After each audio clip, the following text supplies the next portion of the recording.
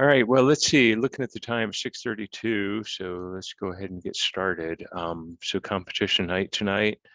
We have our special guest judge, Larry Treadwell from Florida, and we'll be introducing him in a minute, but I thought I'd first see Victoria, if you want to make your announcement about the Okay, sure. Carl's isn't out today, but for those of you who may not have seen it, we are going to have a group photo shoot outing on May 22nd. It's a Sunday morning from 9 a.m. until noon at the Colorado Railroad Museum. So it's timely because I know we have a transportation competition coming up and a detail competition coming up. So I'm going to go out and try to shoot for those. We hope to see you there. All right. Be there. Great. Great. Well, thanks.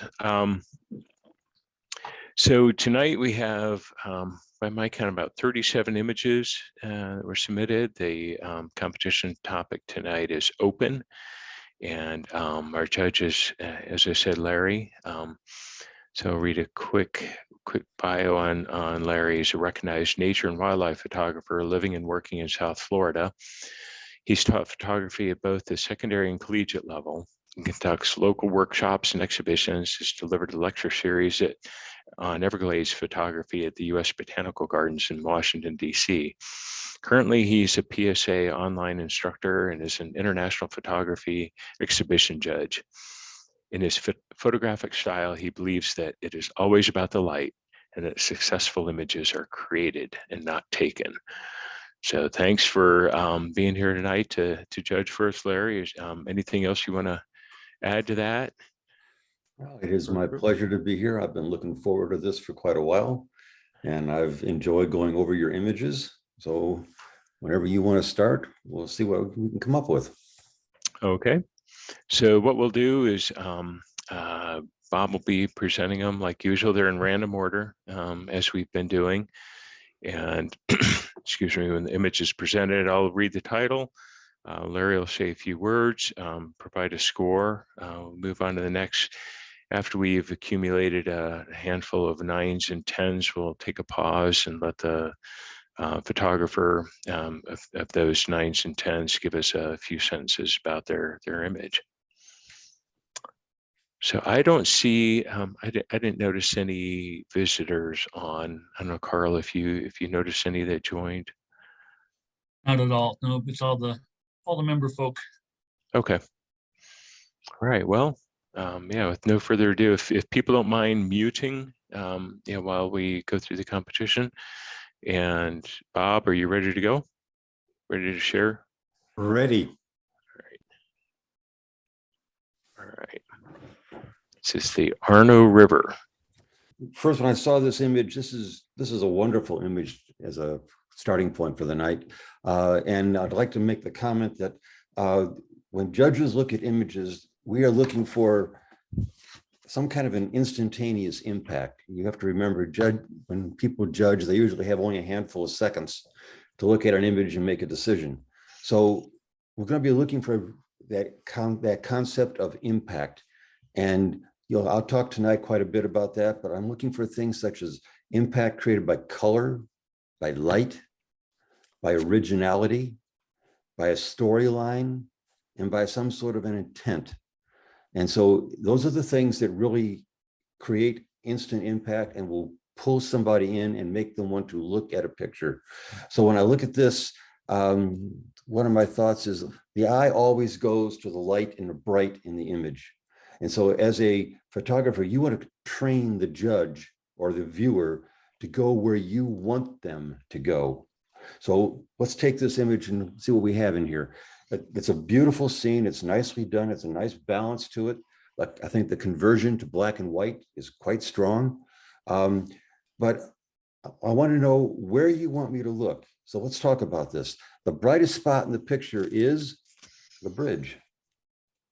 I mean, you look at that bridge, that's the first thing anybody will look at. So that's where my eye is drawn. Now, do you want me to look at that bridge? I think you can make this image infinitely stronger if you start by, let's crop that light water off the bottom. And if you do that, that takes that distraction of the bright spot at the bottom away and helps me move up into the image. You might, it depends on you now, you are the maker, but if you want me to look at the bridge, then you did it right. If you want me to look at the town and the buildings, then you might want to maybe tone that bridge down just a little bit, maybe lift the buildings a little bit in brightness, and at the same time, downgrade the sky, just tone it down a little bit. That will make the buildings pop out and you'll captivate the viewer and make it much stronger. I rated this image as a 10.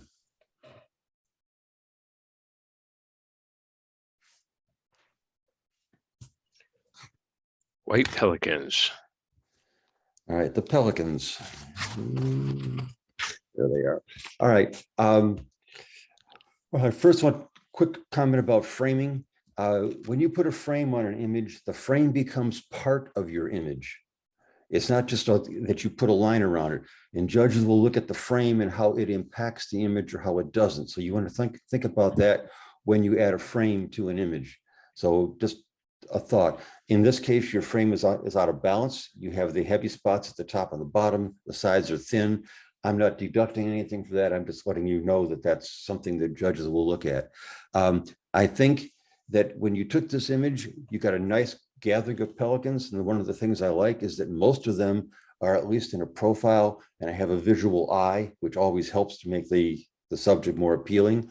I think when you took this, your thought was to make it perhaps into a panel, because you move those birds so closely to the top and you stretch them out all the way across the screen. I think you could increase the power of the image significantly if you just crop some of that water off the bottom. And what you want me to look at is the pelicans. So show me the pelicans and less of all the other stuff. I would say this is an 8.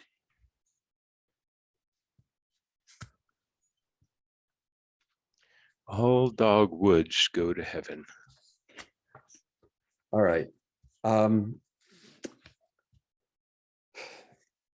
The story here is your dogwood tree, but I'm going to start with the idea of the eye always going to the light and the bright. And if you look at this scene, the light and the bright is the floor of the forest. That's the brightest spot in the image. And that's what my eye is going to go look at. The flowers in the tree are there, but they've lost a little of that whiteness. They're a little bit duller, so they don't capture the eye as quickly as the forest floor. So what you've done, you created a scene in which I'm looking for a subject. Strong images are images that will have a clear subject that leaps out and says, here I am. And here, because I'm drawn to the light and the bright, I'm looking for a rabbit or something on the floor of the forest, not necessarily the tree. So you need to maybe tone that forest floor down and maybe kick up a little of those whites and make the tree stand out a little bit more. I gave this an 8.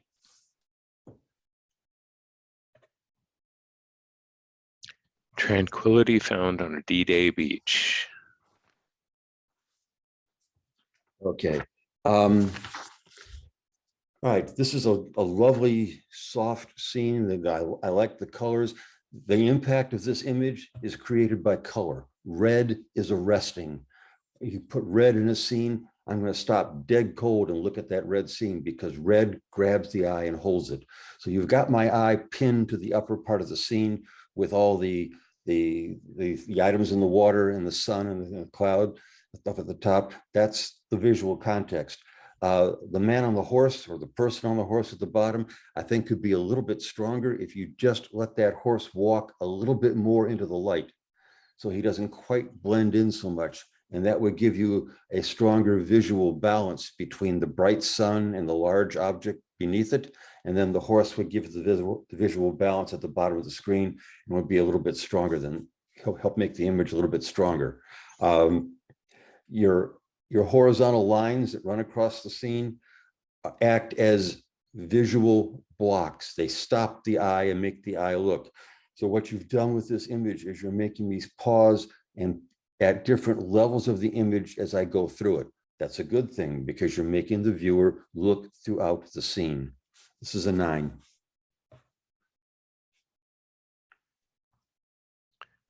Heading for the light.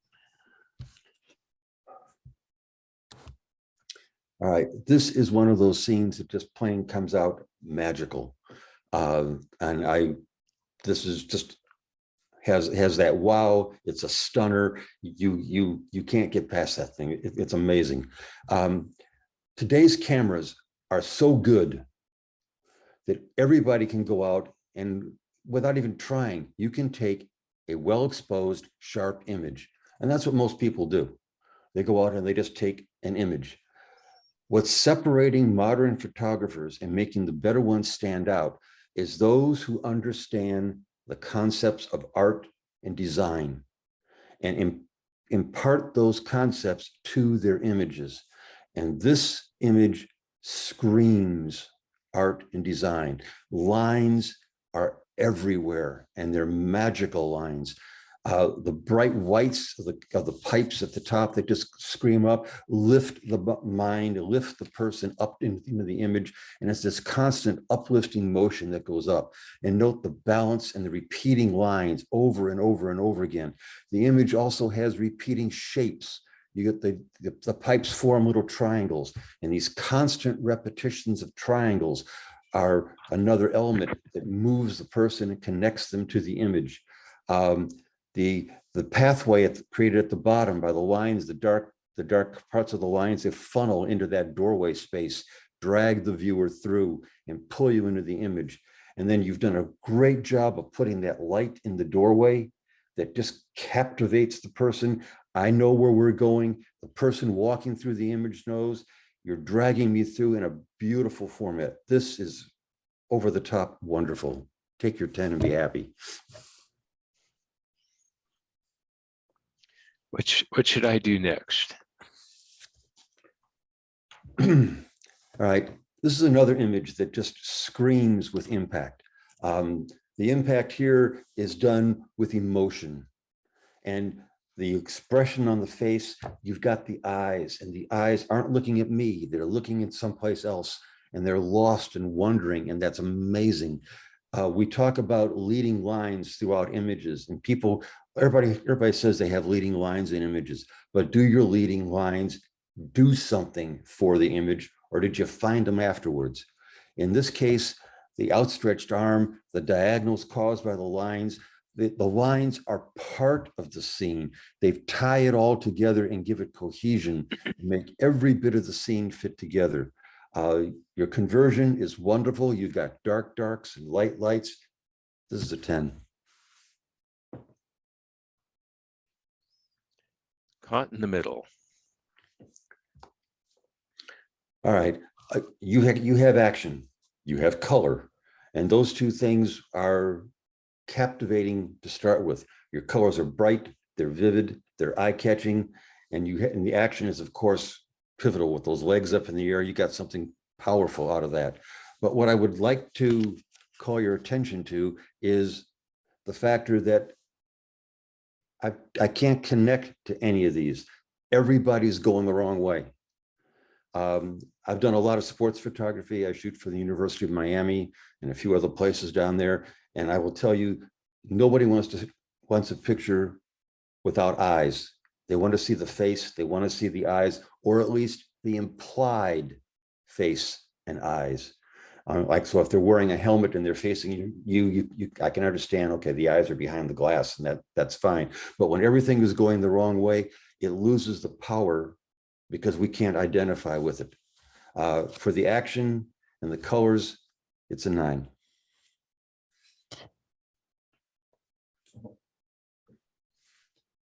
Autumn in Oregon. Which one was this? Autumn in Oregon. Autumn in Oregon. Okay. Okay. All right. The bright spot is the waterfall. The waterfall is what draws me in because that's what I'm going to look at. You've placed it nicely on one of the fixation points, this honoring that concept of the rule of thirds. But what I feel hurts this image is the way you put your composition together. You've cropped the trees both at top and bottom, and that's fine. So the trees work, but the waterfall, you've kind of placed it out of place. you've got a fall, but you also have part of a splash pool. Either get that splash pool or get rid of that splash pool. Because as it is, you've chopped it off and it looks kind of incongruent. It doesn't have the flow of the rest of the image. There's something that's stopping it. So you might want to consider changing that bottom crop just a little bit, and that would cut that down. You got a lot of leaves and all that running through here, and the leaves are nice, but they're all blurred and soft and semi out of focus. I know that's hard to do with waterfalls. You can raise the shutter speed and freeze some of those leaves, or you can play with that shutter speed and try to get them a little bit cleaner and still keep your water soft. It's kind of a catch as catch can. You have to experiment a little bit, but I think it doesn't balance itself well enough. And so I'm going to make that one an 8.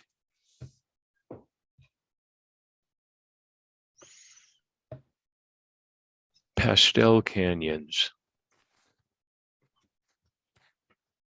All right. One of the things I said when I started is the idea of having originality in an image. Because I mean, today there are millions of pictures taken every single day.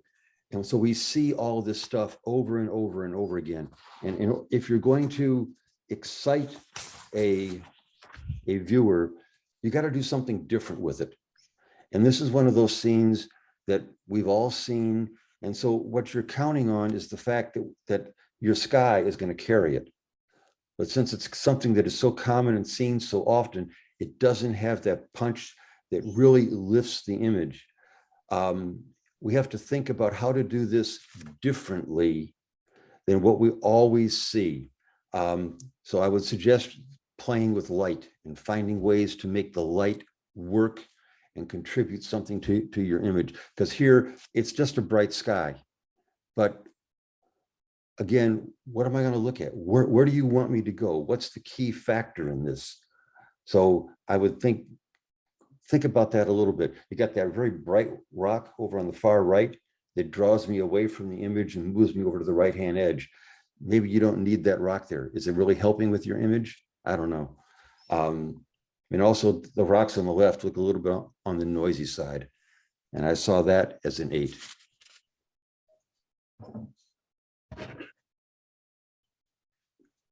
Petros. Okay. Again, I'm going to ask, what is the subject? You may identify this a lot easier than I will. You've been there. You know what's there. I'm looking at this for the very first time, and I'm trying to figure out, what are you trying to show me? What do you want me to see? Is it just this collection of rocks? What's so special about those rocks? Do you want me to see those 2 rocks that are in that dark slot over on the left side? Are those important? Why are they important? You've left the viewer trying to figure out what to look at. A strong image will have a strong subject that the viewer identifies with right now and feels comfortable with. You need to find a way to come up with something that will make the viewer feel connected. All right, this one was also an 8.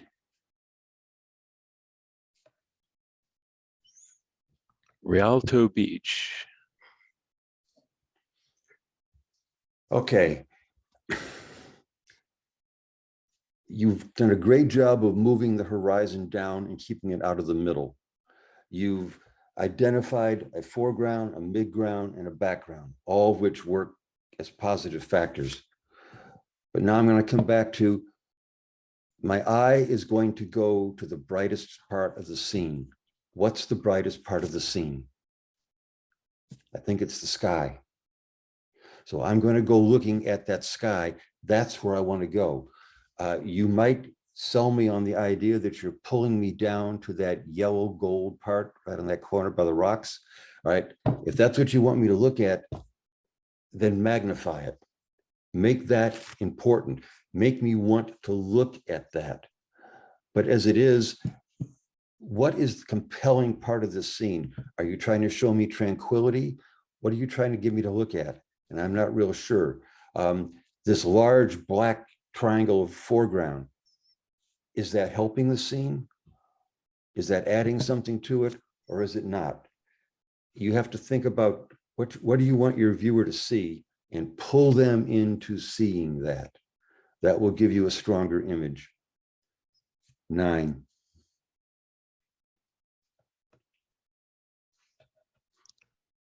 The gaze.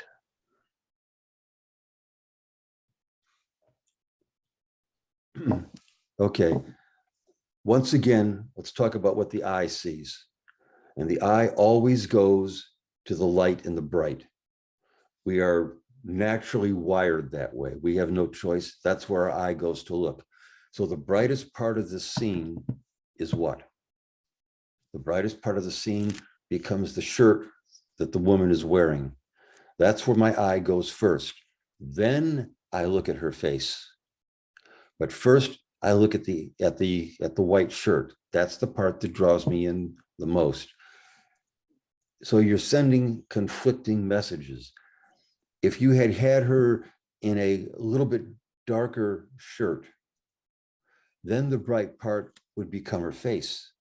And then her face with the eyes would be the captivating thing.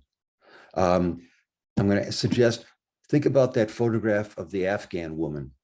What is it in there that captivates everybody?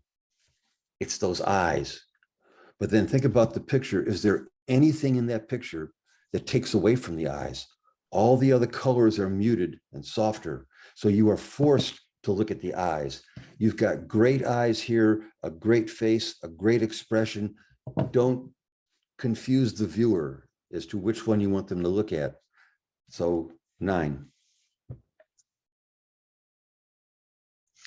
Let's take a quick break here, Bob. If we could go back and just review, we've got, let's see, about 7, 9s, and 10s, and maybe just review those to let the photographer say a few words.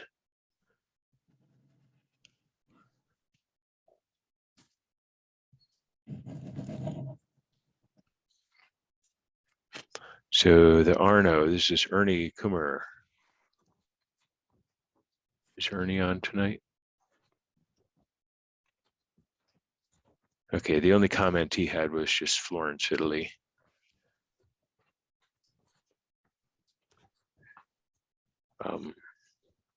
Heading for the light, this is Joe Bonita.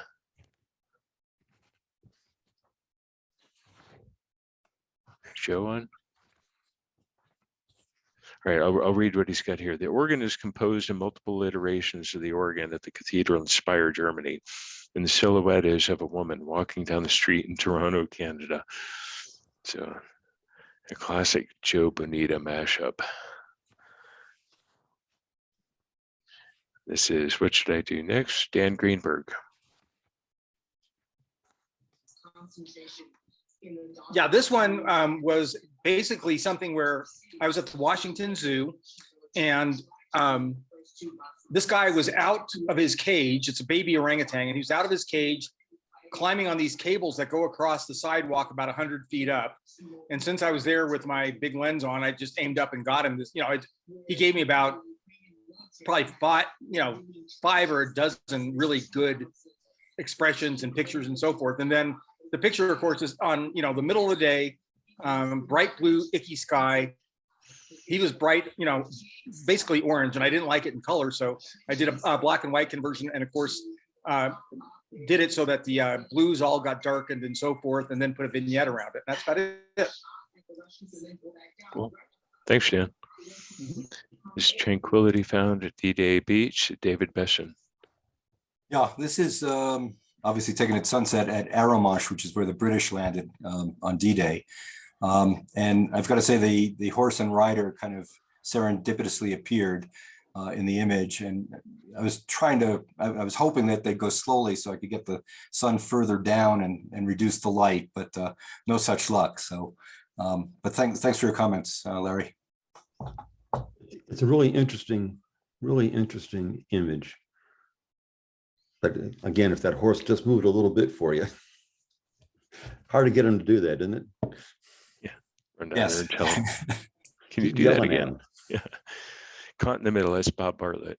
Yes, I shot this at the field, and I guess I wasn't even thinking about the eyes. I was thinking about the action and the kid being tossed around like that. But I appreciate your comments. Okay. Thanks, Bob. Rialto Beach, Ron Schaller. Yes, this was the sunset wasn't spectacular, but after the sun was almost down, the sky kind of cleared up, and this is about a 15-second exposure. And I agree with your comments. Thank you. And the gaze. This is Dave Hull. Larry, thank you very much for your comments. It makes sense to me. This was a woman that I photographed in Burma a number of years ago, but I'd never really thought about the impact of her white blouse and how that really overpowered her face. So I greatly appreciate the depth that you're going into with all these photographs to kind of share your insights into this. So I appreciate your comments. Thank you, Terry. Or Larry, I'm sorry. That's great. I'm glad you got this. It's really a really interesting image and could be so powerful. Okay, I think that's all the 9s and 10s for that batch. So on we go, Bob. It's chasing windmills, chasing Passover moon.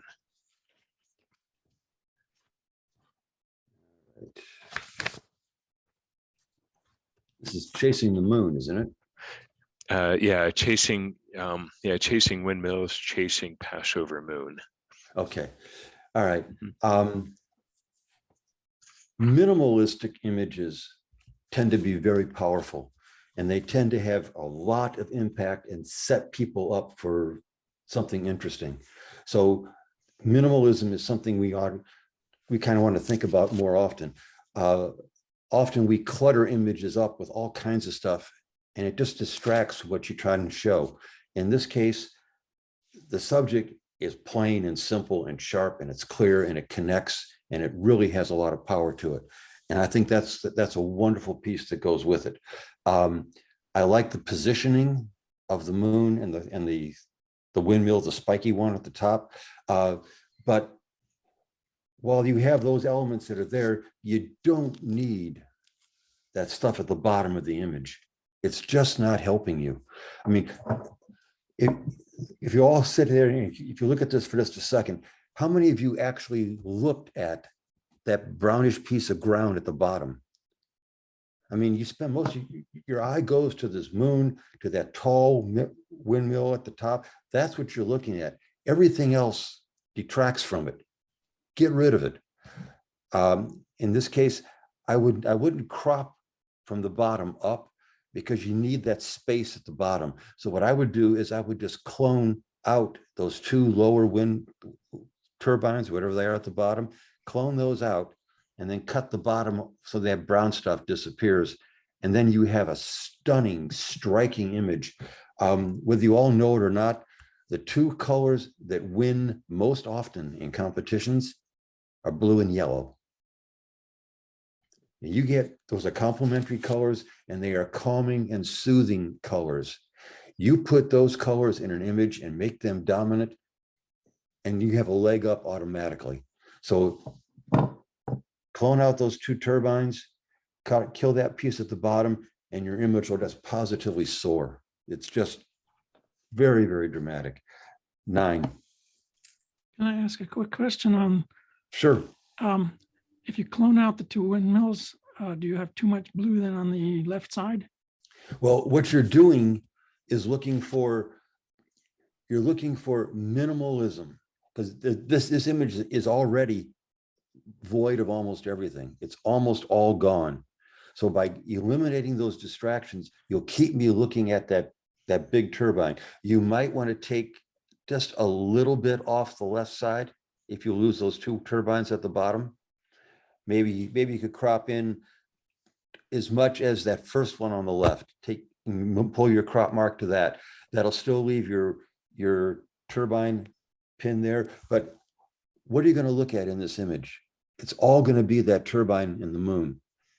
Sell that and make that the visual impact that you want. Minimalism is very, very powerful. It's not done very often, but it almost always scores quite well. Does that help any? Thank you. Thanks. By the way, it's not my image. Oh. When our ship comes in. Okay. When we look at this image, the thing that grabs my attention, I mean, my eyes drawn to, I mean, most of the scene is bright with the water and the sky. Most of the scene is bright, but the big thing that stands up is this great big tree on the left. All right. And so that's more of a focal point than the boat. The boat comes in afterwards. If you want that boat to be powerful and you want that to be your subject, make it a little bit bigger in the image. Pull me into it so I see what the boat is. If you look at that tree at the bottom, which way is it turning? Note the tree turns to the left, but by the tree turning to the left, it's pulling my eye away from the image.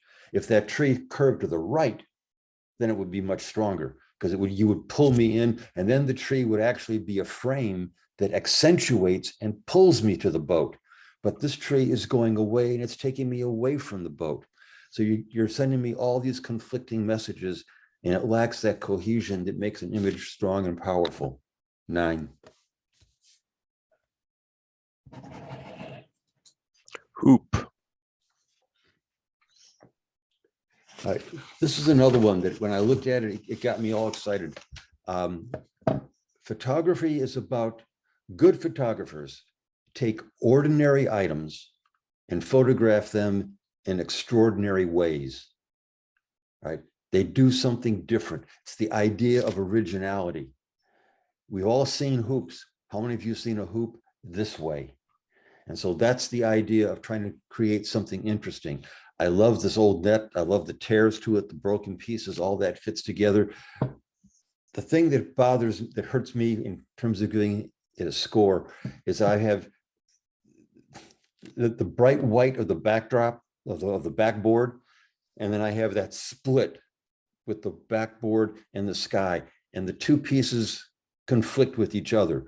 If you had one or the other, or minimalized some of that white backboard, maybe got a little more off to the side, moving to the left, and got more of that hoop against the sky rather than against the piece of the backboard, that would diminish the competition going on in the background and make the image stronger. One thing that I'm sure you got by accident, I hope you didn't, I hope you planned it, that is really quite powerfully done. If you notice the curve of the backboard coming down to the hoop, and then notice that one part of the net that matches the curve, so you have that line continued, that is making good use of a line. And that kind of connection where you're making the lines work together adds power to an image. This is a 9. Looking at new through the old. All right, this image gave me pause and made me start to think and get a little bit confused, because when I look at it, I'm standing outside. I'm outside of a window looking at these milk cans, and I'm looking at a window and I see the curtains. But the curtains tell me I'm now looking inside. But when I look inside, I see outside. So now I'm trying to figure out why. What is the connection with all of this?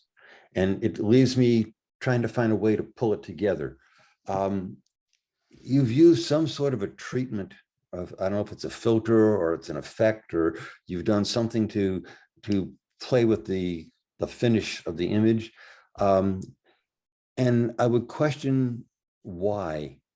You have wonderful, wonderful wood with amazing textures that could really dominate this and make this image much more powerful. When you have those kind of really beautiful tones and textures to play with, make them work for you, use them to advantage. And at the very bottom of the picture, you've got that little piece of gravel. And again, If it doesn't add to your image, don't keep it. Get rid of it. That gravel isn't helping you. You can cook that off without any problem at all, and no one will even bother to miss it. All right. 9. Another stage of beauty. All right. The first thing I want to do is commend you for your framing. This framing really sets up this picture.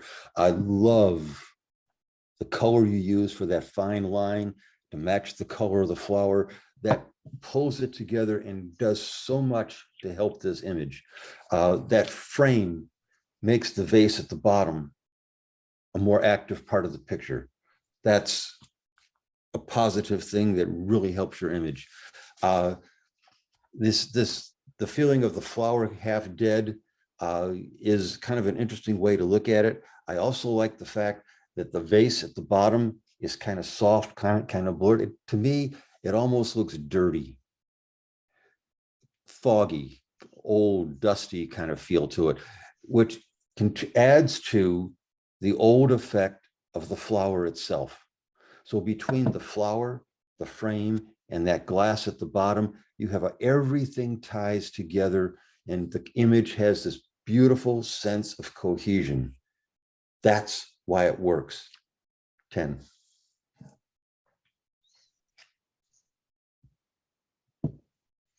Samburu tribe. Okay, portraits are interesting things.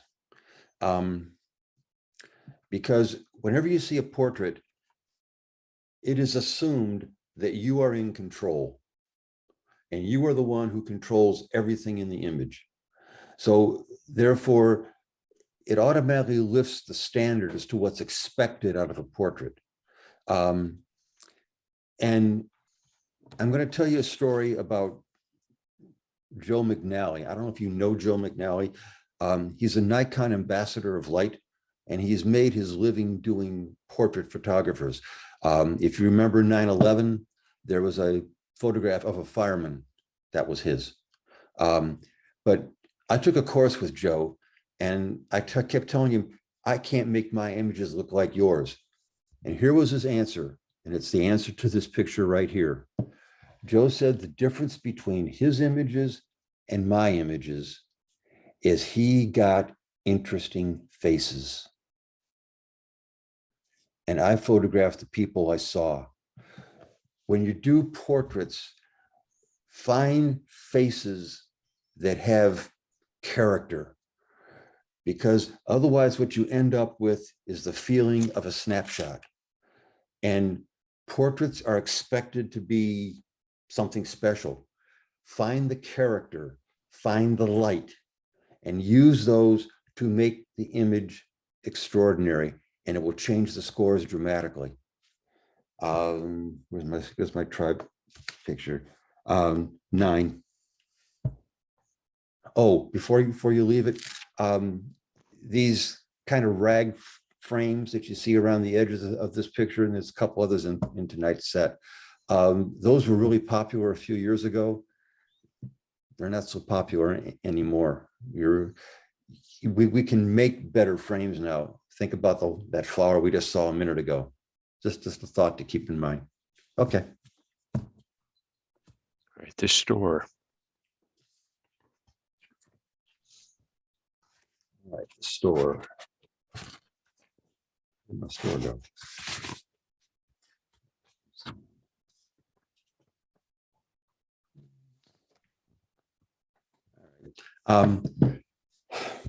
This is one of those nostalgic old-time pictures that those of us who have acquired my age will look back and go, I remember that stuff. All right. So you have the nostalgic tie that brings me into the picture. This is impacted by color and the story of the nostalgia. You got all those bright color containers on the wall, and they draw in and they create interest in the picture. If you're going to do something to improve this a little bit, I would crop from the top and take that kind of weird triangle on the left and the right-hand corner, and just crop down, get that out of the picture, because it's not, it's just, it looks like rafters or empty stuff that you don't need. Just clean that up and make it look a little bit simpler.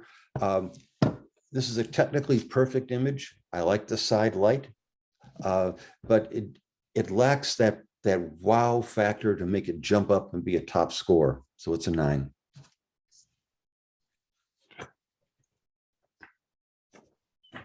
Navigating the maze. Oh my goodness. We're back to that art and design stuff. This is a photographer seeing an image and making something out of it. Art and design centers itself around the idea of shapes and forms and lines and repetition and all these neat stuff. And this image just screams with all this stuff going on. Look at the amazing the lines, the ribbons, the cracks, the chords, everything is a line, everything moves, everything creates direction. I mean, yes, there's a maze, but yes, everything points to that man and that dog. Everything points to them. This is using lines to the greatest effect possible. And so this is a very, very strong, powerful image. I noted that the man's wearing a mask, and you talked about navigating the maze. The thought that crossed my mind was navigating COVID, because that whole thing kind of tied together, but it's so well done. If you're going to do anything at all, you might want to pull the left-hand side in just a little bit so you don't have quite as much of that blank space on the side. Because remember, this is all about lines and shapes and forms, and that stuff on the left corner doesn't have all that. So the more you minimalize it, the stronger the image will be. But this is wonderful. 10, 11, 12, whatever you want. Hey, Bob, let's take a break here and review our 9s and 10s if we could. Chasing Windmills, this is Todd Lytle. Thanks, Lawrence, appreciate it. That was last weekend or week, what am I trying to say? The first full moon after the spring equinox is called the Passover or Paschal moon, or the pink moon.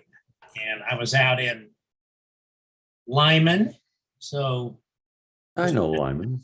Hour or so here, and about 10, if there's actually a website where you can see where every windmill is placed in the entire United States. It's a crazy map that you can see. So there's many of them there.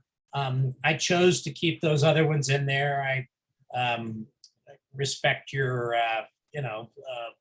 compositional input, but I tried it a couple different ways, and I liked those smaller ones just for some context, and it was a lot of fun. I actually also have an app that anybody can use, even if you don't think you're very good with technology, right on your phone, called Skyview, and it shows you every star in the night sky, but you can also have it tell you exactly when and exactly where that moon is going to rise. I mean, to the minute, to the degree. And so I was just kind of positioning myself behind the windmills, waiting it to kind of break the initial cloud bank. And that was it. Good. Thanks, Todd. Next, and when our ship comes in, this Terry Hanford. This is Twin Harbors, Minnesota. That's a taconite ore boat coming in. And I was really interested. All these people were going out on this area where the waves were actually coming over it sometimes. So I did the safe photo from the edge. And I entirely agree with you. It would have been nice if the tree was going the other way, but I fell in love with the tree. Maybe it should have just been a picture of the tree. So maybe I tried to get too much, but I appreciate your comments and entirely see what you're saying. Okay. Thanks, Terry. Hoop, this is Steve Wilton. Thank you, Lawrence. Yeah, great comments. I really appreciate your critique. This is about 20 minutes from where I live in Erie, Colorado. So I'm going to go back there and take another shot of it, taking your comments into account. Thank you. You're welcome. Thanks. Looking at new through the old, Bill Dixon. Yeah, this is Bill Dixon. Yes, I looked at the picture as soon as it came up and I said, why didn't I crop that bottom part off? This was taken in the Badlands of South Dakota in a great old cabin. And it did have the beautiful color and there was a lot of texture for sure that I could have done a lot of different pictures with it. Thanks, Bill. And then this is Gwen Patton. Yes, when I had this flower, obviously as a live flower, but as it was drying and dying, I thought, it just is getting prettier all the time. So I just kept it for weeks and weeks and weeks. And so one day I thought, okay, it looks pretty good. So I threw a black sweater over my Keurig coffee maker and I put it in my little vase that I always have fresh flowers in that you see on the picture. And I took it with my iPhone. And thank you, Larry, for all your comments. A camera is a camera, so it doesn't make any difference. When we started tonight, I said that, originality matters. And doing something, photographers take ordinary things, a flower, and do it in an extraordinary ways. This is something very different. Almost always you see that vibrant live flower, and you saw something different. And that I applaud that vision. That makes a lot of difference. Thank you so much. Samburu Tribe, this is Allie Green. Is Allie on tonight? She did have some comments here, I'll read them. Last month, we went to the Samburu National Reserve up in the northern part of Kenya. The Samburu are semi-nomadic pastoralists who herd mainly cattle, but also keep sheep, goats, and camels. This photo is of Emmanuel, our guide, and his proud intensity shows through in this image.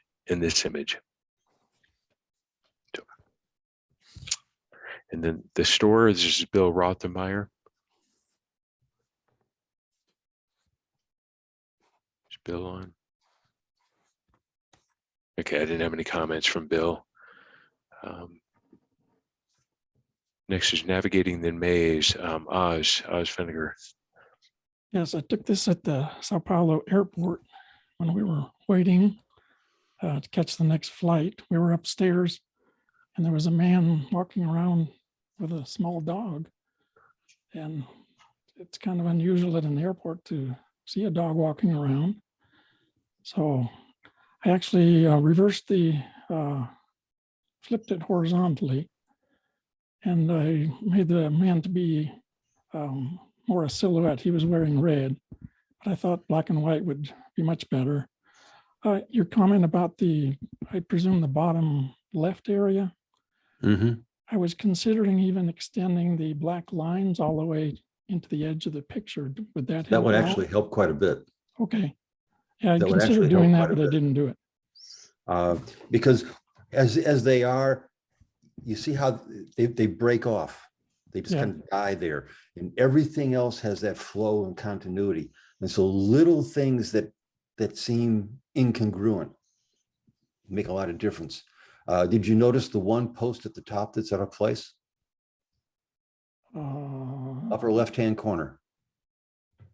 Yeah, the one that's by itself there. One that's by itself. If you were going to play around and you're any good at cloning, ditch that thing. So at the very top, 20%. It's the one single at the top left. It's the one single post. Oh, I got it. Yes. Yeah. Because if you look at it, everything else fits together. Yeah. All right. And so if you're looking for that perfection, anything that detracts needs to go. Yep.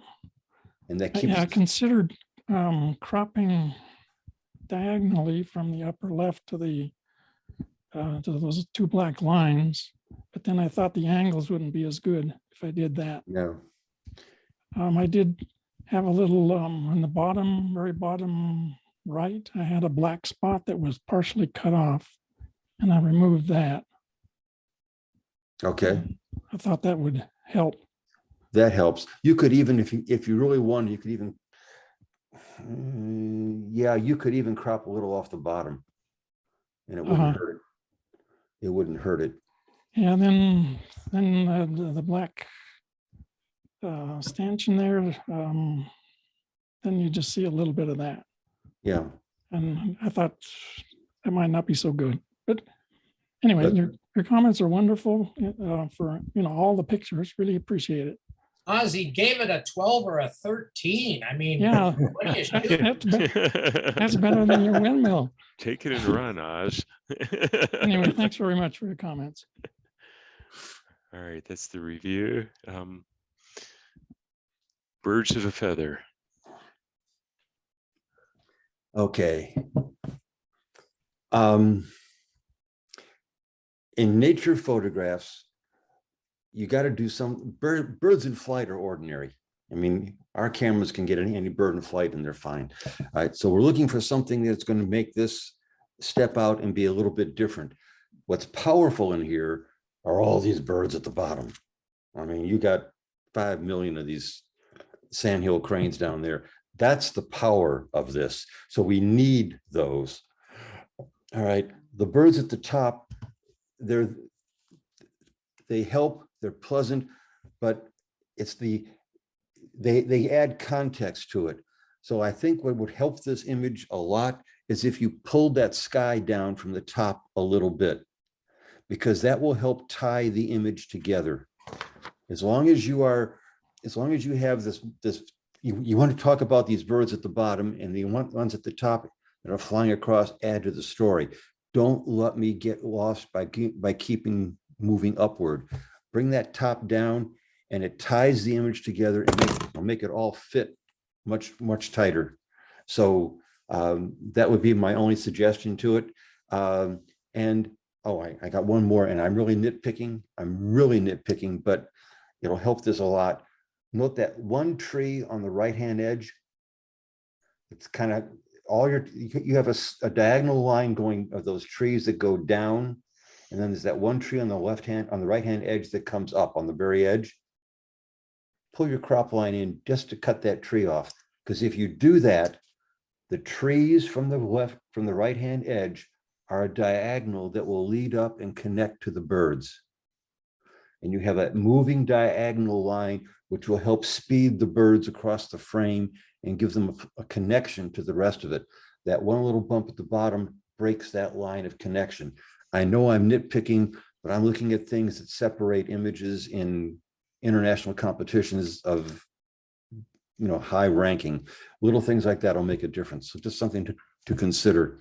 Your birds are 9. I had better. It tastes like dirt.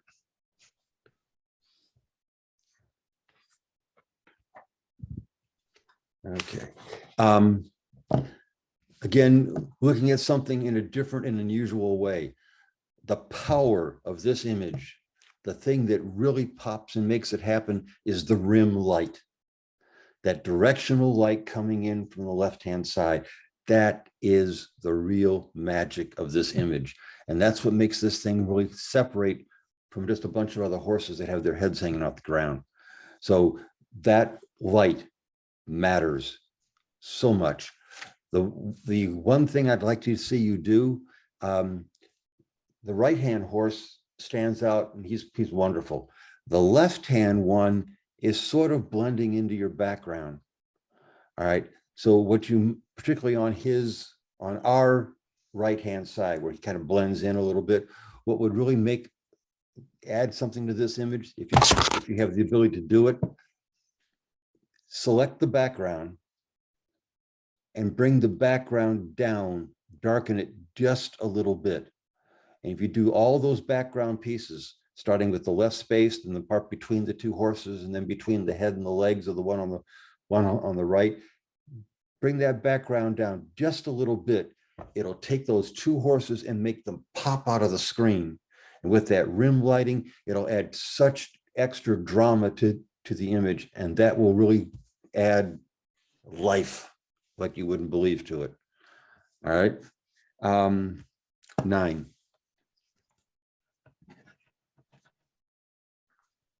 James Dean. All right. We're back to the nostalgia thing, and that's great. The sign is wonderful. That's what I look at. That's what I see. But what you have in this image, you're trying to tell a story, and then you picked the title of James Dean, and so that whole title kind of makes this thing fit together. But when we look down at the bottom half of the picture, the motorcycle is there, the dumpster is there, but the motorcycle and the dumpster blend together.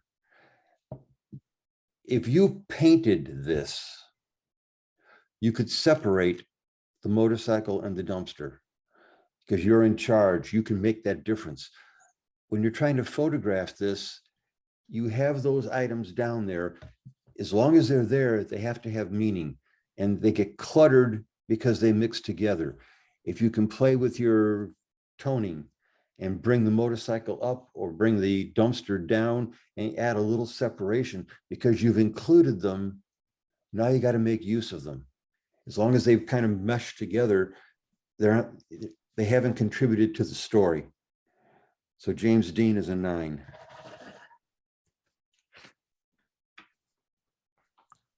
Stairway to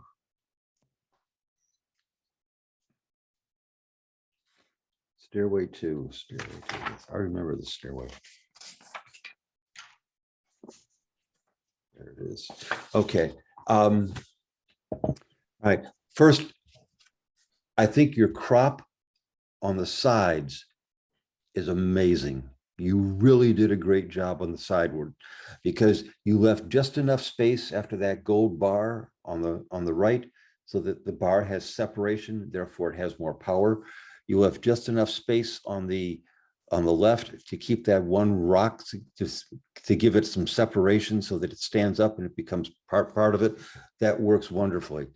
I said earlier tonight that blue and yellow, and it's actually kind of between the blue and the purple on the color wheel, but the blue and the yellow work well together. You've got those going for you, and that's a wonderful thing. So I like that.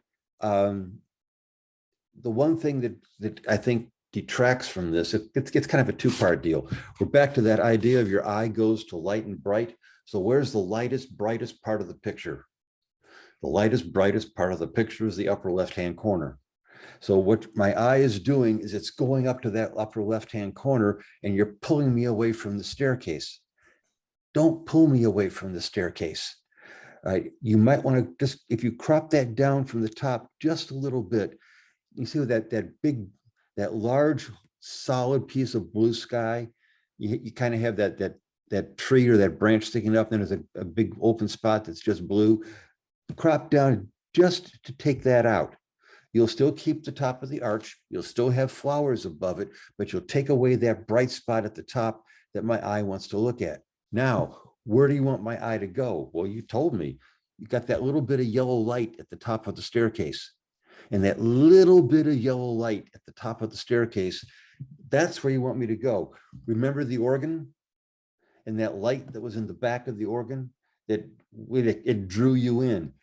Maybe if you stepped just a little bit to the left, you could pull in a little bit more of that light and make that light back there have a little more meaning that would open it up just a little bit.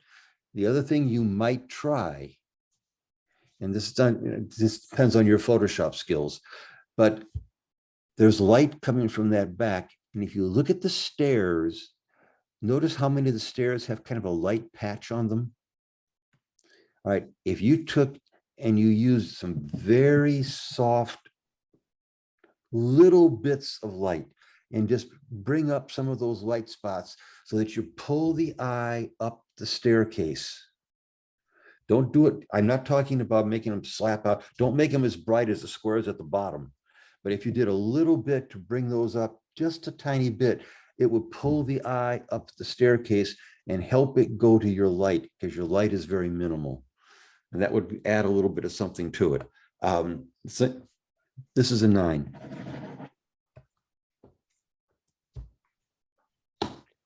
Rock and roll rabbi. All right, street photography.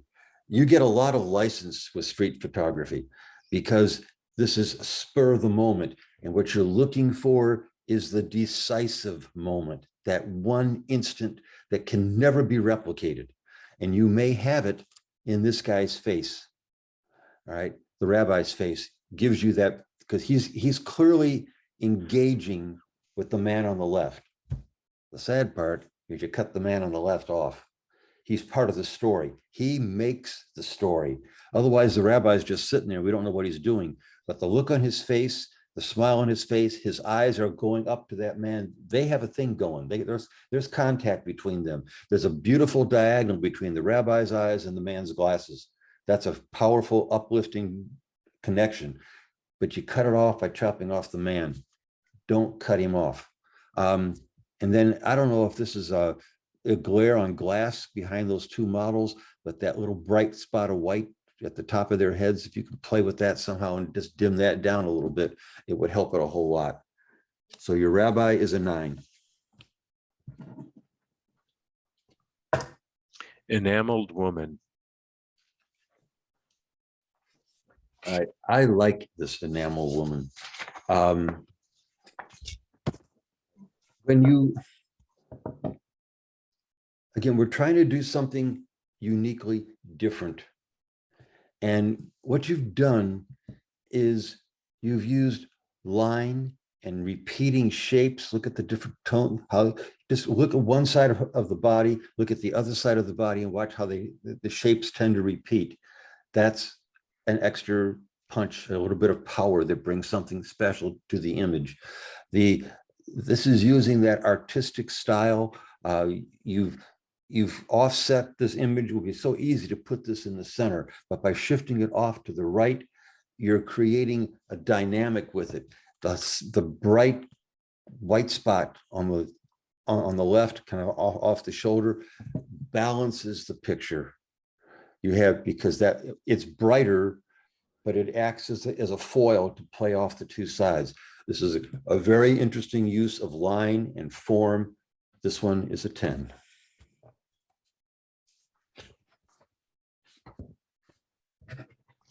(1940) Ford portrait.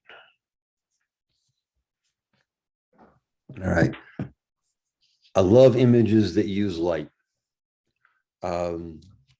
Most outdoor images are taken between like 9 and 4 in the afternoon when the light is high and the light is harsh.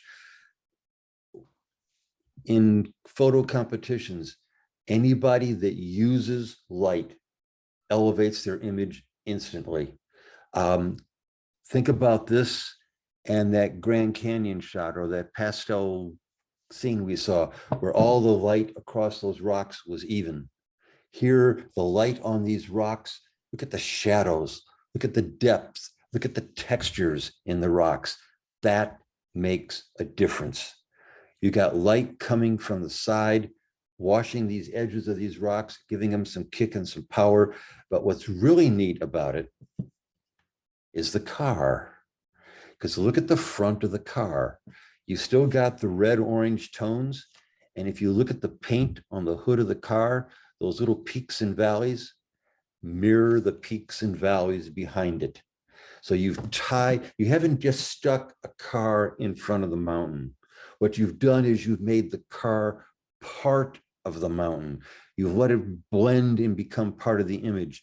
And all this stuff where you just take items and you slap them in a picture. The connection's not there. The cohesiveness isn't there. The light on these rocks, the light on the car, the colors, that's what sells this image and makes it work. That's a 10.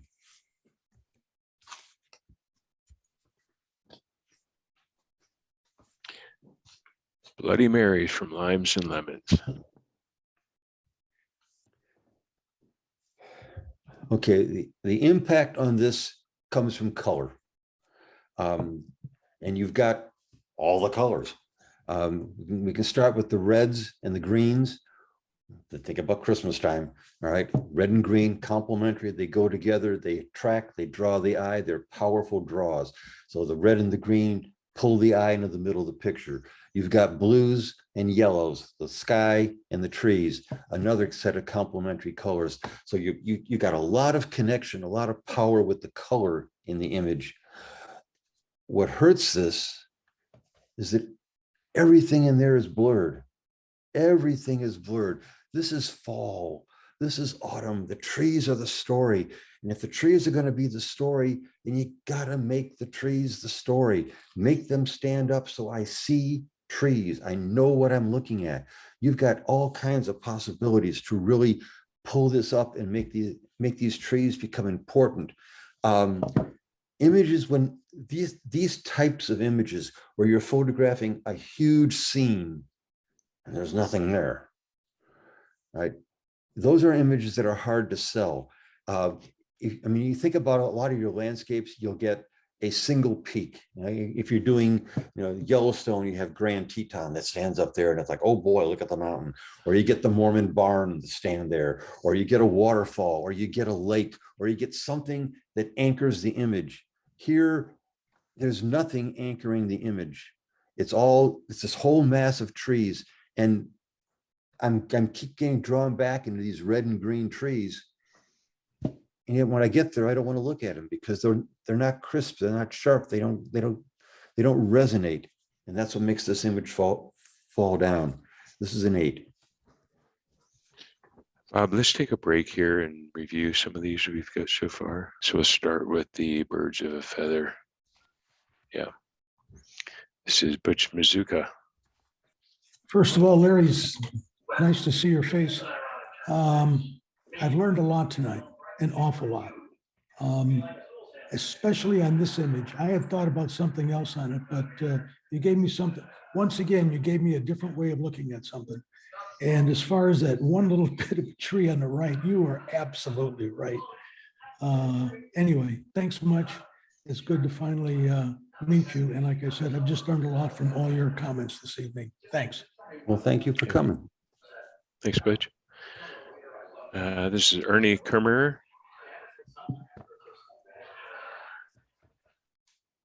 Ernie? He just said taken at Daniels Park. That's the only comment there. Next one, James Dean, Laura Blake. Oh, this was taken downtown. And I did try, actually. I couldn't agree more. Tried to separate and sort of smooth out that can behind the motorcycles, but I just didn't do it well enough, I guess, quite yet. But I understood. I agree. It's really hard to do that because the bike and that painting or garb or the graffiti on the outside of the can make it a really hard thing to look at. What I would suggest, maybe change your angle a little bit. Okay. I mean, if you move maybe left, you might get a little bit separation. You also might try changing up and down angle, move you down. Mm-hmm. Okay, So I see what you mean. You go down, the motorcycle will lift up. Sure. And that might give you the separation that you need. I mean, always think about, again, remember, most pictures are taken by people standing up, right? You want to be original, want to be different, get down. Nobody gets down. You get down, you change angles and everything becomes dramatically different. So something to think about. Maybe a different lens. Maybe you use a wide angle lens and get a little bit closer. In doing that, it'll make the bike larger and bring the bike up a little bit. And the bike is James Dean. Oh, I see what you mean. Yes, absolutely. I See, thought it. so that might lift it and change the whole thing because don't just settle for a lens. Use a lens for a reason. Okay, And- thank you. Okay. Yeah, thanks, Laura. I'm going to take Stairway a quick to- break while you look at this. Okay, this is Sean Slade. Larry, thanks for the comments. I really appreciate it. Like everyone said tonight, learning a lot. I can't wait to go back and rework this because I did fret with the sky in the upper left hand. So cropping it down more, I agree, will dramatically change that effect and keep the eye in, and then look forward to going back and in the Photoshop and trying to just bring up the bright spots on the stairs a little bit to walk you up that. So thank you. Don't do a whole lot, just a little bit. Yeah. I see Remember, what you're saying, though. because Yep. they are dark, they need to be dark, but maybe not quite that dark. Yeah. No, I totally see what you're saying. So thank you very much for the comments. You're welcome. While we're waiting, question on this picture. You said just to bring up the yellows a little bit, but only the yellows in the stairs? What I'm saying is, if you look at that staircase, I'm using the idea of painting with light. All I want to do is create a little bit of a pathway. You could leave, if you look at it, the left-hand side of the staircase, that railing side, is dark, and there's a dark band on the edge of that stairs on the left, right? Okay, in the center, it's a little bit brighter. If you just take like that adjustment brush in Lightroom and just gently, paint it a little bit and then play with that slider. All you have to do is just get a little bit of a tone. And just a little bit of a tone to add that, just a little bit of light to it, and it'll make it stand out. Like So mainly do it in the center. Yeah, in that lighter area. Yeah. All right, and just take that and just ever so slightly. It's just tiny, tiny bits make all the difference in the world. So that kind of leads you to the stairs and up the stairs. Right. Yeah. And that's what you want to lead me to the light. Yeah. And that just a little bit there would do it. Got it. Thank you. My pleasure. Rock and Roll Rabbi, this is mine. Please. Yeah, David Besson. Yeah. Thanks for the comments, Larry. I took this picture about 3 weeks ago in Jerusalem, and the rabbi was clearly enjoying himself, and it was wonderful to watch. His eyes shifted to me right after I took this picture, and that kind of ruined the connection. So the subsequent images I had, had him looking at me, and he wasn't scowling or anything. It was just, I wish I had been able to get more of the passerby in the picture, but he was moving with the flow of traffic, obviously, and I didn't quite have the right angle. But thanks for the feedback. I really appreciate it. Did you have a zoom lens? Yeah, this was a zoom, and I forget how far out I had, or how wide I had gone. Because when I go out and shoot straight like this, one of the things I think about is I try to shoot a little wider. Yeah. And I can always crop in later. Right. So if you get a little bit, especially when things are moving around, you might, they might move out of your picture, but you get a little bit extra width, maybe. Right.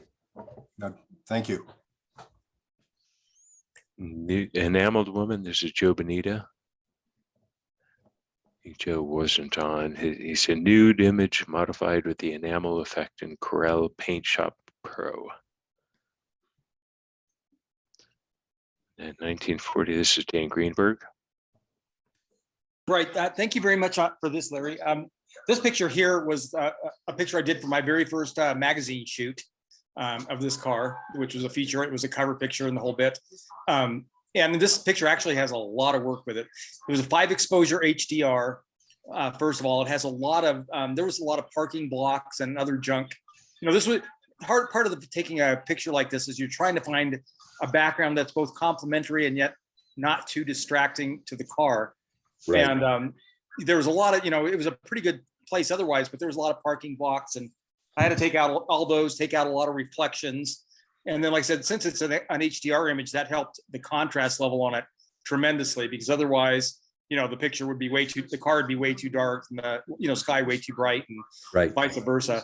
And then I also do things like whenever I do car pictures, I kind of think of them as people, and you think about, like, you look at the eyes first and things like that. And so one of the things I always do is I brighten the wheels brighter than they probably would have been otherwise. I brighten, you know, lighten those with a curve. And the same thing, the headlights I do just to, you know, I want to still keep detail in them and stuff like that, but that's it. Thank you very much. And I think, like everybody else, that you've been doing a great job of comments and feedback. Thank you.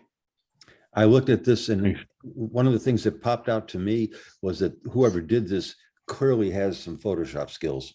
Thank you. And that kind of thing stands out.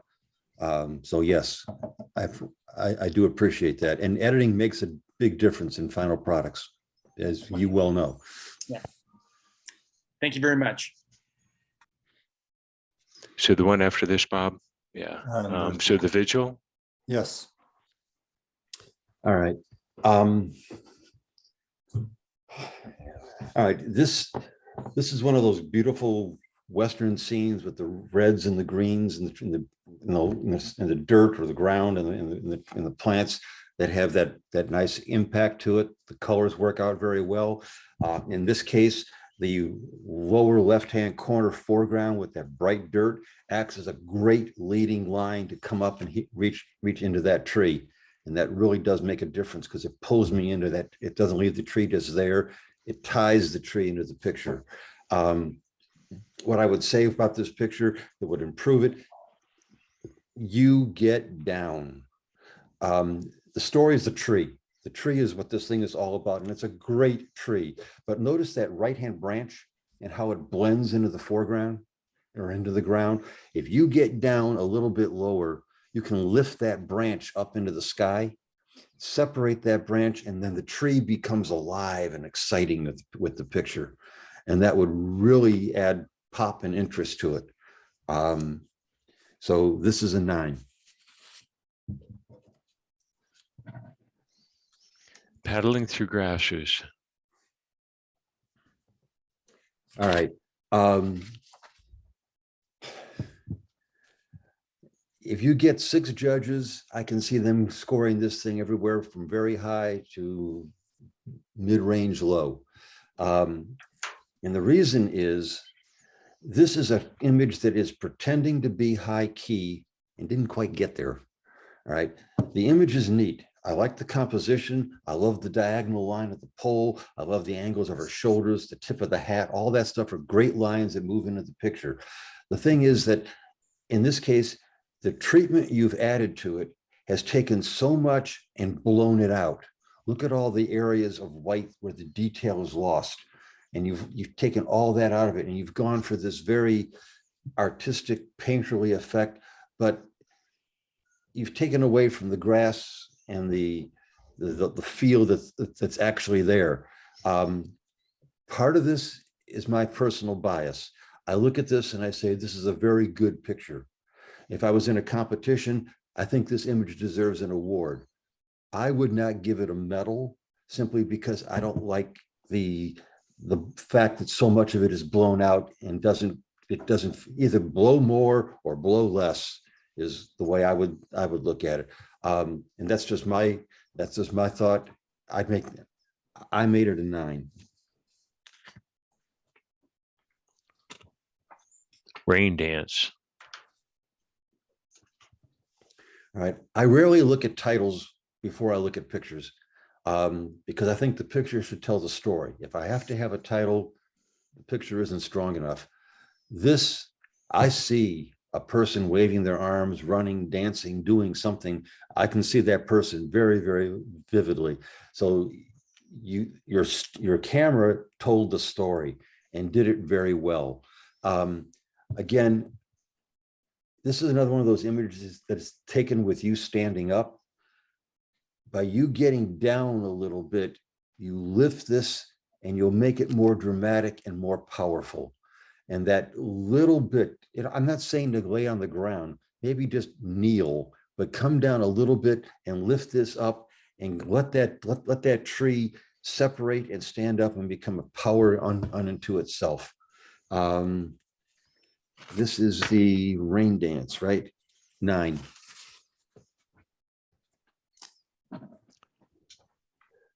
Roof cloud.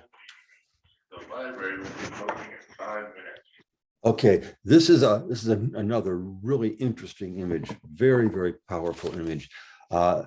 You're playing with abstracts in this. When I first looked at this, there's a ghost soaring across the sky. And I got that ghost with that, it's almost Casperish, but there he goes. The other thing that works very well with this is the fact that you have that lower, on the right side, you got that little rectangle that's kind of small. And on the right side, it's small. On the left side, it's big. So you've created a diagonal using those two little boxes. That diagonal rises the same way the Casper rises across the scene. And so you've created a sense of movement and action, and diagonal lines are always dramatic and always moving. And the contrasts are really neat with this. 10.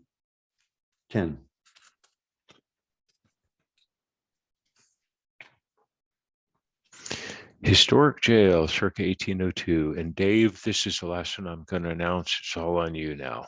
I'll try to reconnect in a few minutes. All right, thanks, Lou. All right. This is well thought out. You really did a nice job of putting this together. Usually this idea of converting to black and white, and then people try to make the subject, they paint the subject back in, and so the subject stands out. You didn't do that. You left the door to be the story. The door is there. It's got frames. It's all that stuff around it. But what you've done with your bringing back the color is use the color as leading lines. And those leading lines all drift and point to the door. I really like what you did with the greens at the bottom, where you start out kind of faded and you get a little bit brighter as you go back to the door. So you're making a line that's powerful and draws the viewer in. It's creative, it's different, nicely done. 10.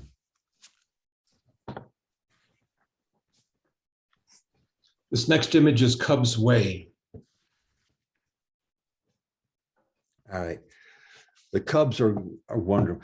Cuteness never fails. You get cute, you win. It's just that simple. And here you've got these lions coming right at you. The eyes are in the right spot. Very, very powerful piece is that raised forepaw on the one in the front. Always try to get that front paw in the air when animals are walking. Find a way to get that front paw up, because it adds power and drama to the image, does wonderful things for it. All right. So all this works really, really well. This is where I want to, your club, I sent them a link to a photographer called David Yarrow. David is English. He does a lot of wildlife and other things, but he's a master at making you feel part of the image.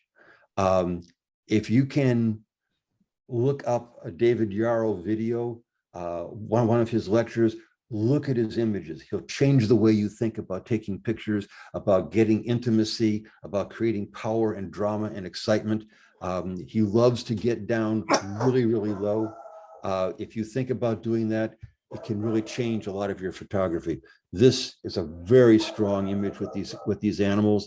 I wish you were a little bit lower, but as it is, it's still a 10. I urge you to go watch that, or read that article, or go watch a David Yarrow video. Okay. This is the wrapping. Yeah, this image is called Wrapped and Bundled. Yeah, there it is. Okay. All right, this is clever. It's something different, something unique, and that makes a difference. You've got kind of a blue-green image in there, and you've got the yellows. So you got the blues and the yellows. Again, those kind of things work for you. The image is full of textures, and that makes a lot of difference. Generally, odd numbers work better than even numbers. If you had 3 of the greens, and so you'd run a continuous line of those 3 greens, the 2 you have and the 1 below it, that would be the odds. That would give that piece more focus. It would also encapsulate it with the yellows going all around the outside, which would add a framing to it and make it a little more powerful than it is.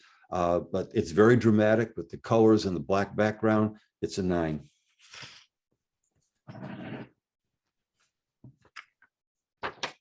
Old Faithful.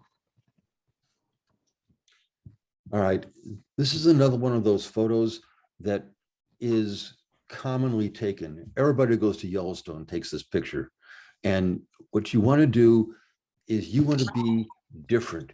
Find a way to take familiar things and do them in a different way. Something that isn't the ordinary that you always see. What can you do to this?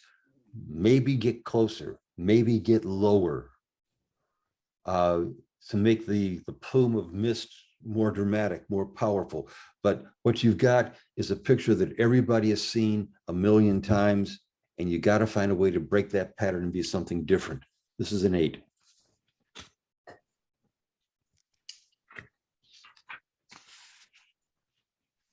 Prepare for landing. All right, we're back to the sandhills.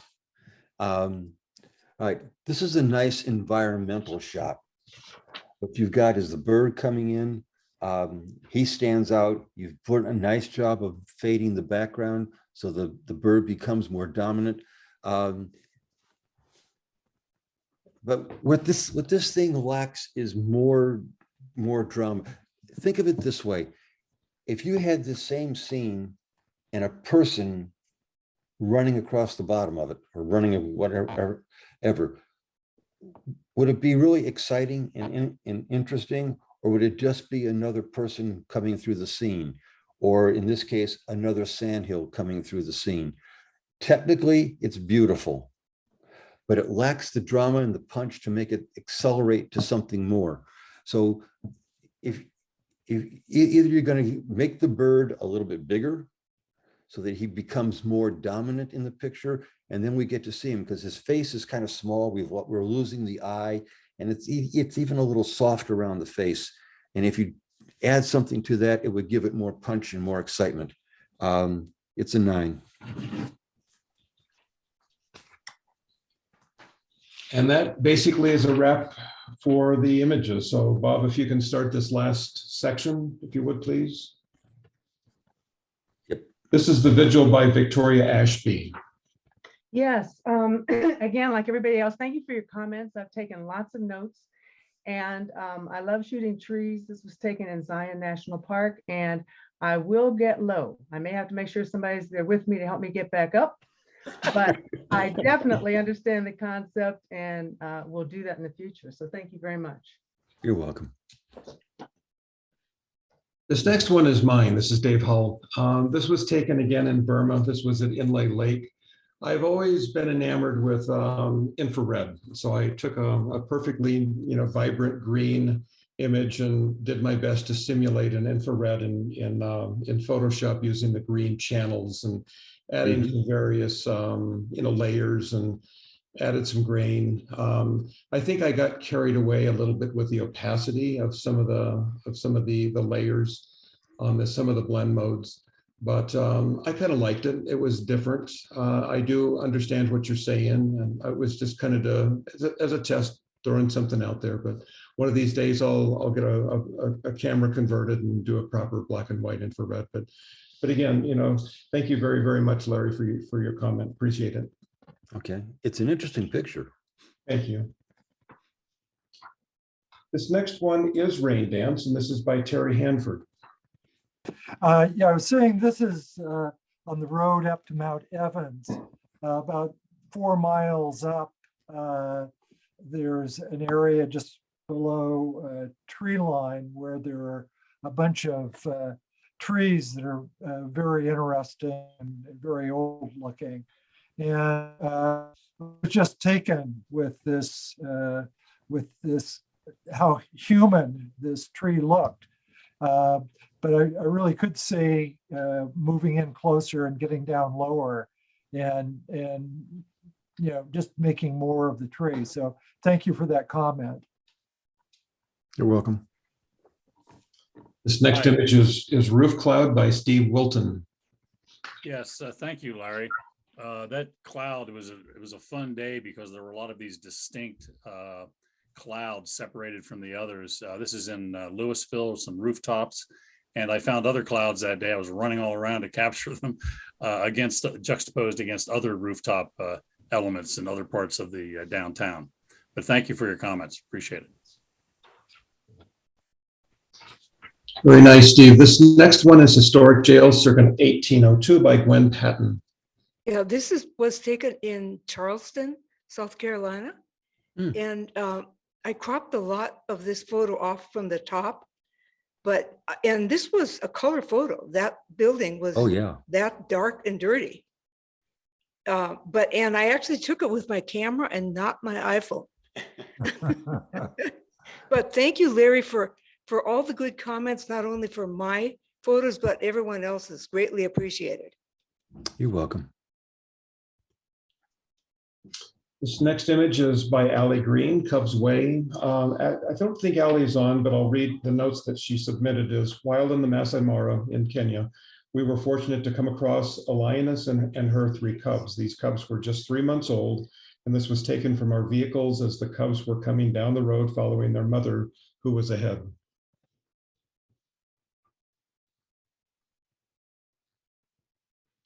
This next image is Wrapped and Bundled by Oz Finnegar. I took this in India. I presume it's some food that's in there. I was hanging from a hook, but I removed the hook. So it's just kind of suspended there and tried to make the background much darker so I'd get a good contrast. Make the the plastic pieces stand out more. Do you object to the bottom one cropped a little bit? A little bit, yes, but it depends on what's down there, what else is down there with it. If you could save that bottom, it would be probably better. Yes. I was concerned about the balance of the picture would be off if I had more at the bottom. Well, that's what I don't know. I don't know how much of that has to be added or not. So I kind of have to play with it to see if I can take it or if I don't want to take it. It's one of those things you have to have the rest of it to play with it to really tell. Right. But okay. Okay. Anyway, I enjoyed taking the picture and thanks for your comments. And this is our last image for the evening. Prepare for Landing by Butch Mazuka. I'll just repeat what I said the last time. I learned an awful lot this evening, Larry. So anyway, by the way, the most difficult part of shooting this is I've never been so cold in my life. But anyway, thank you so much. And I did learn quite a bit. Appreciate you doing this. It is my pleasure. All right. Well, that's everything. Can you hear me, Dave? Yes, take it away. Glad to have you back, sir. All right. Yeah. Modern technology. Wow. It's move from the library to the parking lot and still keep going. Well, Larry, I want to thank you so much for tonight's judging. Yeah, I'll echo what everyone else has been saying. Some great comments. Really appreciate the objective. Specific things that we can all do to improve the different images. And I think you gave me a lot to look at and consider. Everything from composition, lighting, cropping, everything. So great comments. Really appreciate it. It is my pleasure. So if that's all we had, any final comments from anyone before we wrap it up? I just wanted to again say thank you, Larry. This is probably one of the best competition judges that we've had in a very, very long time. I mean, very articulate of what you found in the images, ways to improve each image, things that you liked, things that you didn't. So you get a lot of good comments. So thank you very much for making this work into your evening. Thank you very much. I do appreciate that. I think you spent a lot of time before the meeting preparing for this, so appreciate that. Yeah. It was necessary. Let's see if we can have a good turnout for the Colorado Railroad Museum. It'd be nice to see some of your handsome faces, well, pretty faces too. When is that? So it's not this Sunday, the following? No, it's in May. It's about 4 weeks out. Got it. Yeah, it's May 22nd. Yeah. Send your RSVPs and we'll see you there. Larry, I had one other question for you, just out of curiosity. I don't know much about you. I don't know whether you do workshops, whether you do seminars, whether you sell books. You know, obviously you have a website with images for sale, but if you talked about yourself a little bit earlier before I joined, I apologize, but I'm just curious to learn a little bit more about you. I'm retired and living a good life in Florida. Okay. I've taught photography at both secondary, collegiate level. I've been a guest lecturer at the U.S. Botanical Gardens to talk about photography in the Everglades. I do workshops through the Everglades in Florida. If anybody's down there, I'll take them out. I can get you, guarantee I can get you pictures. But yeah, that's one of the things I like. I like nature. I like action, so I spend a lot of time doing wildlife and of course scenics. But I look to try to get the creatures doing something, not just being there, to try to get that extra touch to it. I think light matters. I consider myself to be a chaser of light, and I try to incorporate light into every image that I come up with, because that's what makes the images different, unique, and special. So I spend a lot of time trying to study and think about planning images and how to put together the best possible images. And I try to teach people both in my workshops and in classes that I teach. I do a number of online classes for PSA. Okay. In creating images for competition, in learning to analyze an image, how to talk about them. I did talk to somebody about, I don't know how much time we all have or not have, but one of the things I've tried to tell people about is take an image and flip it vertically. All right. And what we're trying to get you to do is look at it with a fresh set of eyes. I mean, you know what you took, but if you turn it vertically, when it pops up in front of you, you're disoriented. And so your eyes do what your eyes do. They will seek out the light. Okay. And they'll find what truly is the subject. I was thinking about that woman with the gaze. All right.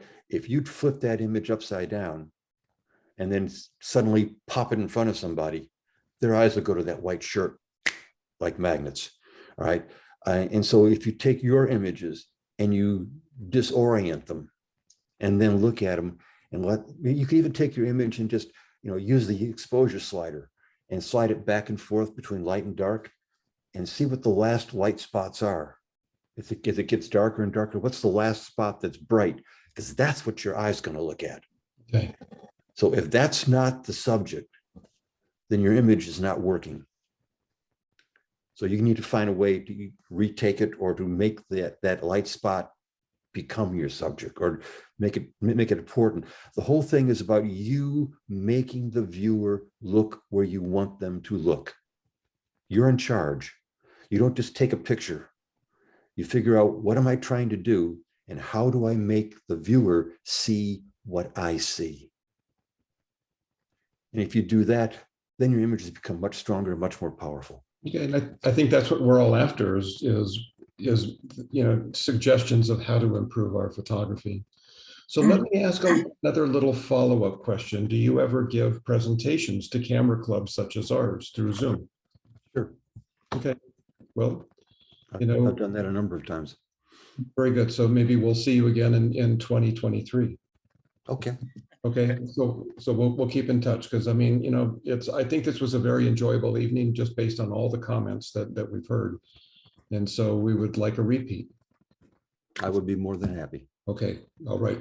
We'll be back in contact with you. I'll look forward to it then.